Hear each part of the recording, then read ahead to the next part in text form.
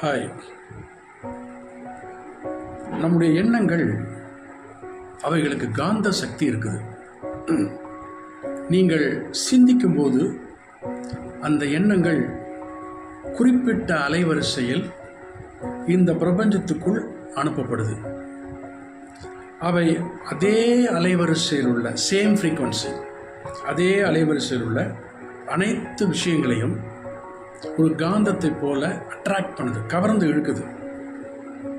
இந்த பிரபஞ்சத்திற்கு அனுப்பப்படும் ஒவ்வொரு மூலத்திற்கும் அது திரும்பும்.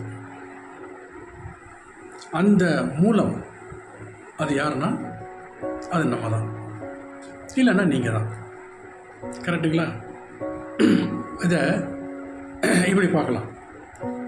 ஒரு தொலைக்காட்சி நிலையத்தின் ஒளிபரப்பு கோபுரம் தொலைக்காட்சி நிகழ்ச்சிகளை குறிப்பிட்ட அலைவரிசைகளில் அதை அனுப்புது. இது நமக்கு நல்லா தெரியும். அவை நம்முடைய தொலைக்காட்சி பெட்டியில் படங்களாக மாற்றம் அடையுது. இதுவும் நமக்கு தெரியும். நம்மில் பலருக்கு இது எப்படி ஒர்க் அவுட் ஆகுதுங்கிறது தெரியாது. ஆனால் குறிப்பிட்ட படக்காட்சியை பார்க்கணுன்னா ஒரு குறிப்பிட்ட அலைவரிசையை தேர்ந்தெடுத்தால் தான் அதை பார்க்க முடியும் அப்படிங்கிறத நம்ம நல்லா அறிஞ்சு வச்சுருக்கோம். இதை போலவே நீங்களும் ஒரு மனித ஒளிபரப்பு கோபுரமாக இருக்கிறோம் அப்படிங்கிறத மறந்துடக்கூடாது. நம்ம எல்லாருமே ஒரு டிரான்ஸ்மிட்டிங் டவர். இன்னைக்கு உலகத்தில் இருக்கக்கூடிய ஒவ்வொரு தொலைக்காட்சி ஒளிபரப்பு கோபுரத்தையும் விட நம்முடைய ஒளிபரப்பு கோபுரம் என்பது சக்தி வாய்ந்தது. நம்முடைய ஒளிபரப்பு நம்முடைய வாழ்க்கையை படைக்கிறது. நல்லா கவனிங்க, நம்முடைய ஒளிபரப்பு நம்முடைய வாழ்க்கையை படைக்கிறது. இந்த உலகை படைக்கிறது. அப்படின்னா அந்த உலகில் உள்ள நிகழ்வுகள் எல்லாம் அது படைக்குது.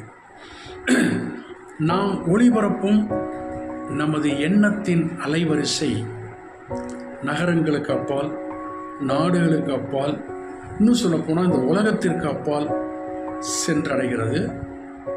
அதை இந்த பிரபஞ்சம், இந்த யூனிவர்ஸ் எதிரொலிக்கிறது, ரிஃப்ளெக்ட் பண்ணுது.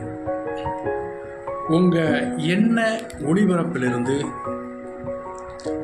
நீங்கள் இடம்பெறும் காட்சிகள் உங்கள் வரவேற்பறை தொலைக்காட்சி திரையில் இடம்பெறும் ஒரு விஷயம் அல்ல. இவை உங்களது தனிப்பட்ட வாழ்க்கை காட்சிகள். ஏதோ ஒரு காட்சி கிடையாது, யாரை பற்றினையோ ஒரு காட்சி கிடையாது, இந்த உலகத்தில் உள்ள ஏதோ ஒரு நிகழ்வை பற்றின காட்சி கிடையாது. அது நம்முடைய தனிப்பட்ட வாழ்க்கையின் காட்சிகள், நம்ம ப்ரைவேட் லைஃப், அதை பற்றின காட்சிகள்.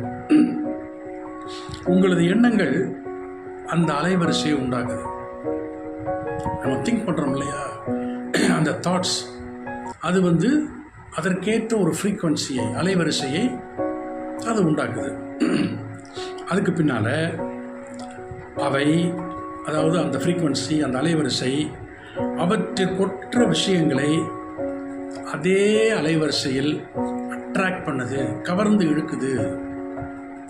அதுக்கு பிறகு அவை உங்களது வாழ்க்கை படங்களாக மீண்டும் உங்களுக்கே ஒளிபரப்பப்படுகிறது.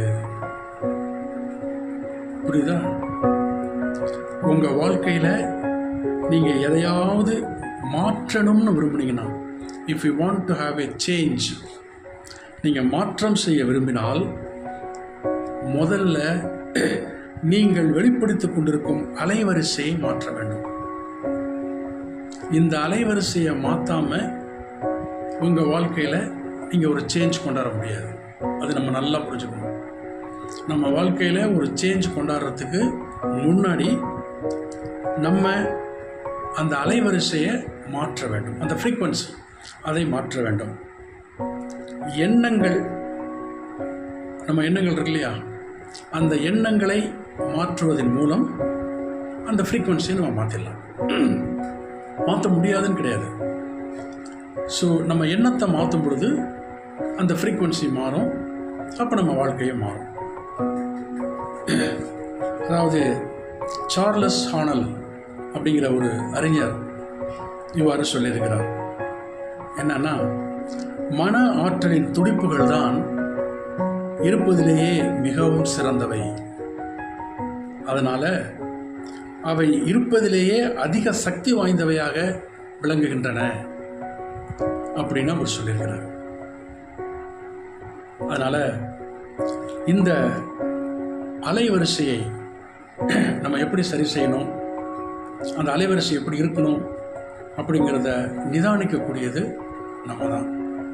இதை இன்னும் சுருக்கமாக சொல்லப்போனால், இந்த சிந்தனை, இந்த எண்ணங்கள், நம்ம மனசுக்குள்ளே ஓடக்கூடிய எண்ணங்கள், சிந்தனை, இவைகள் தான் நம்ம வாழ்க்கையில் ரிஃப்ளெக்ட் ஆகுது அப்படிங்கிறத புரிஞ்சுக்கிட்டோம்னா, நம்ம முதல்ல நம்முடைய எண்ணங்களையும் நம்முடைய சிந்தைகளையும் நம்ம சரி பண்ணி வச்சுருக்கோம். ஸோ இது ரெண்டும் கரெக்டாக இருந்துச்சு, அதாவது எண்ணங்கள் மற்றும் சிந்தனைகள் இது கரெக்டாக இருந்துச்சுன்னா நம்ம வாழ்க்கை சரியான முறையில் இருக்கும். பாய்.